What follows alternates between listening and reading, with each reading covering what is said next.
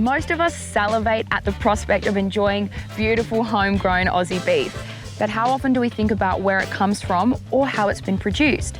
You might be surprised to hear that Australian beef farmers are some of the most innovative and efficient in the world. And today we are lucky enough to meet one of them to hear their backstory. So let's go.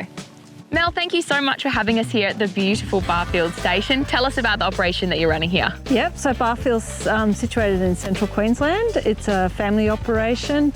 We're a certified organic and EU and natural pasture-fed grassland. But we like to finish the cattle on our beautiful Lakina. We're very passionate about the whole concept of organic. So it's a natural, pasture-fed, no chemicals, no hormones, never in their life had antibiotics, and they're not ever contained for feeding, so they're always able to roam naturally. Will you speak to some of the tech that we could find here on the farm today? Sure. Look, technology is really important to us. It allows us to do things in a remote way. So this is one of our solar pumping systems. This one's pumping out of a dam up into some holding tanks, and then from the holding tanks it gets reticulated out to all sorts of different paddocks and into troughs. Solar's probably one of the most efficient and clean ways for us to pump our water. You know, we don't require fossil fuels or electricity, so we're cutting back on our costs. This remote sensing also allows us, if we're off property, if we happen to be at one of our other properties working, we can still keep an eye on what's happening here. Mel, we're here at the Lakina crops. Tell us about what role they play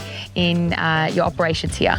Yeah, sure. So Lakina is probably one of the most sustainable legumes available to us. The beauty of Lakina is when our cattle are grazing in here, their methane emissions are reduced from between 20 and 40%. Wow. The woody growth of the Lakina sequesters carbon.